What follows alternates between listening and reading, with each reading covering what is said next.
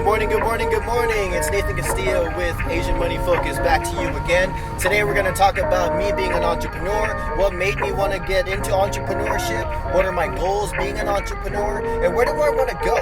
What type of entrepreneurial ventures do I really want to get into? Let's go.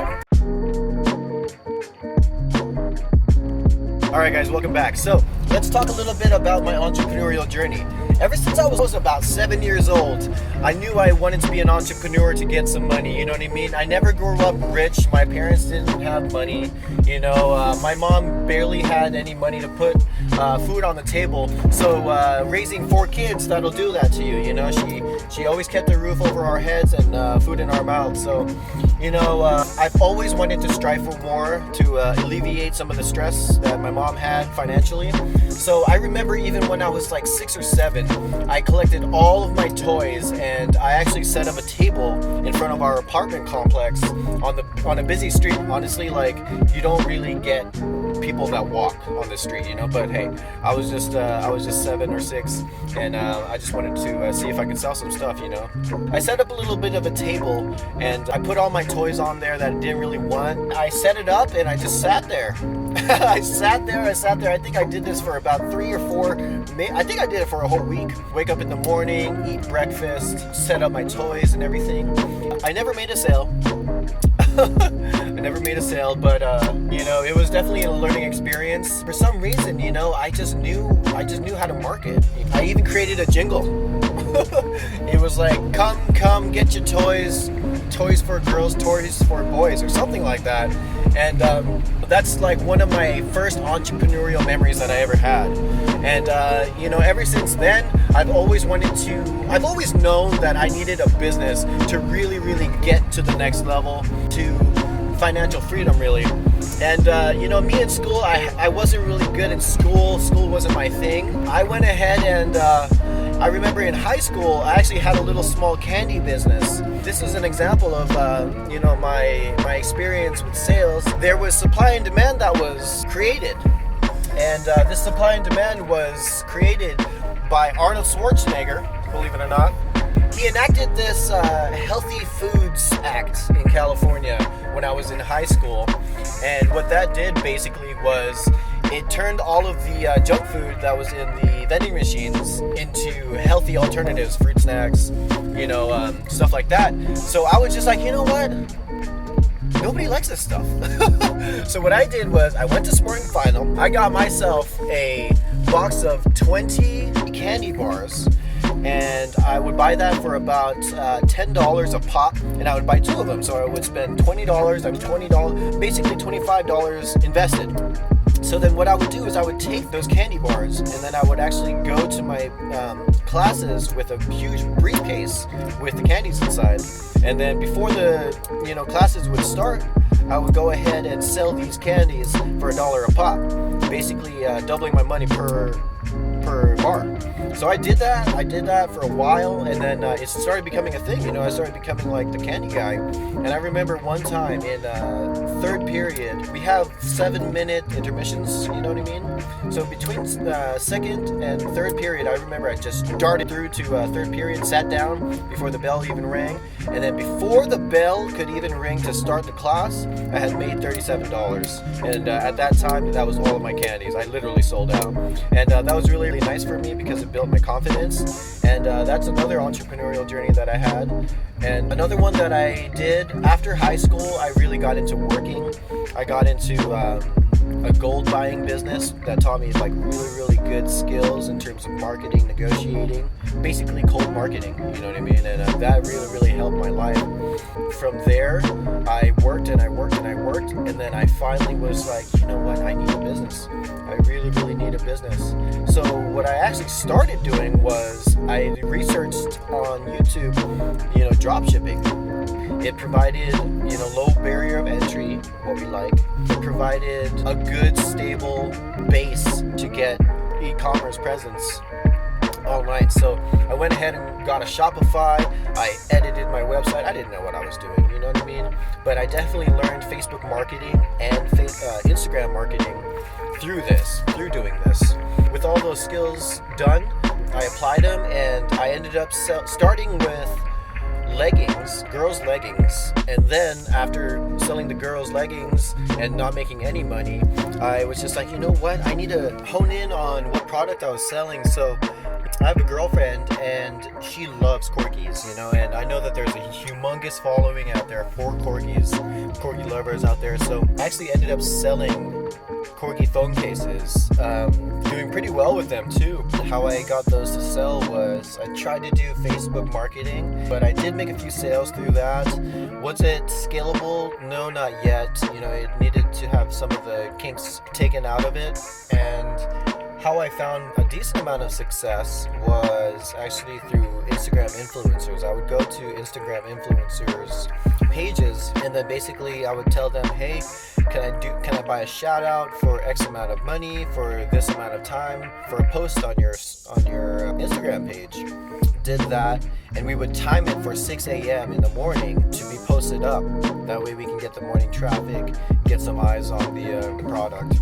I remember one morning I had it set, and then in the morning I just woke up to just cha-ching, cha-ching, cha-ching, cha-ching, cha-ching, cha-ching.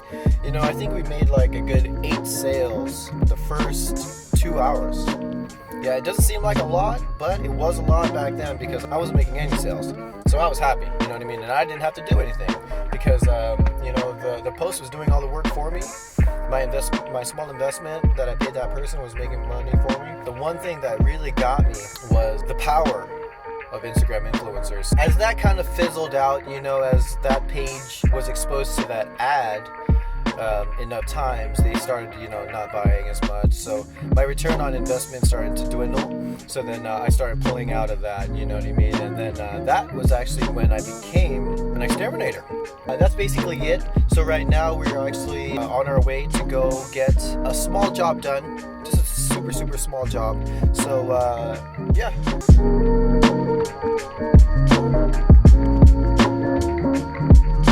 Alrighty guys, so we just finished that one job. It was super easy. 2 beds, 1 mounted TV, and a few extra pieces of garbage. That was actually a continuation of another account that we did early on in the month. We did cleaning out for them.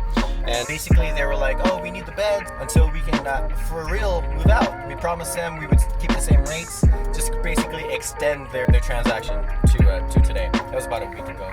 Right now, we are technically at a full load right now, so we're going to go ahead and dump, and then we're going to go get some Asian breakfasts at Gateway Kitchen. How do you feel about that, Luke? Hell yeah.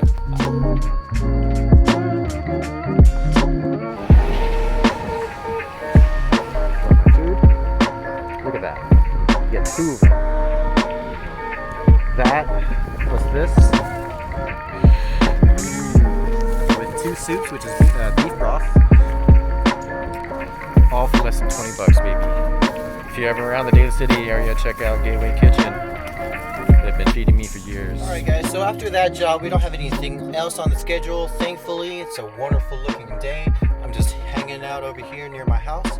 And basically what I want to do now is kind of just end this video with talking about what I want to do in terms of goals, where I see myself, in 1 year, and where I see myself in about 5 years. First off, my short-term goals are, you've seen the truck. My short-term goal is to invest in another truck, one that actually has a dump bed, because I don't know if you can tell, or I don't know if you saw, but it's not a dump bed, so I'm doing everything by hand, and touching a load twice, especially if it's like a ton of wood, is difficult. It's difficult on the back, it's difficult to do, it's a little bit dangerous, and it's not fun. So if I can just cut that whole aspect of having to touch the load again in half, then hey, that's what it's all about, right? Making stuff easier for yourself. So that's my number 1 immediate goal, is to save up enough money to get a bigger vehicle. Right now I'm running a F-250. I'm looking to get a Ram 3500 or a Ford F-350 with a flatbed, high walls, and a dump bed. So that's my immediate goal. One of my immediate goals is to build this business to 20K, 30K, and eventually a 50K a month business. I know I'm going to be able to do that. It's just a matter of time and how I rock the time in between. So that's about how I see myself in about a year, and in that time, this page will have grown and my Instagram will have grown. So those are two sources of income that I'm really, really excited about, because those are actually going to be my sources of passive income other than my stocks. But my stocks are going to be in a whole another video. But my passive income is what I'm trying to build this year, and also build my business. So going into my 5-year plan. In 5 years, I definitely want to be able to have at least a good piece of property, maybe even a house, to be able to store all of my vehicles in. And hopefully I have at least 2 dumping vehicles for my tangible business, Kaizen Drunk Removal. And hopefully by then my passive income stream will be coming in through YouTube and Instagram. Hopefully it takes off, you know what I mean? I follow this one channel called Sonoma Strong Hauling. Shout out Sonoma Strong Hauling. We see you out here in Daly City. And basically they really put me on game, and I owe a lot of my stuff to them. So shout out Matt and JoJo. Sorry if I look sweaty, guys. I'm a little hot in here. I'm like dead in the sun, but I'm trying to do it for lighting for you guys. 5-year goal is to have at least 2 dumping vehicles, have at least 30K a month of income through those 2 vehicles, have at least 3K of YouTube and Instagram income. My stock portfolio I want to double, which should be easy because my stock portfolio is rather small right now. My 10-year plan, guys, everybody knows it. Real estate, and that is the king of passive income. So I have this dream, okay? Quadplex, 4 unit. I rent out 3 of them. I live in 1, right? I own the property. 3 of those units pay for the mortgage while I'm living for free. I live for 10 years in that place, eventually save up enough money through my businesses and my rental income to actually pay for that building, pay for the loan, and then after I pay for the loan, I'm going to go ahead and sell that thing. The money that I earn through that transaction, I want to use that money to do a down payment on some other properties and basically start my real estate empire. That's definitely the best way for passive income for me. Hopefully we can get there, guys, within these 10 years, but I'm going to end this video now.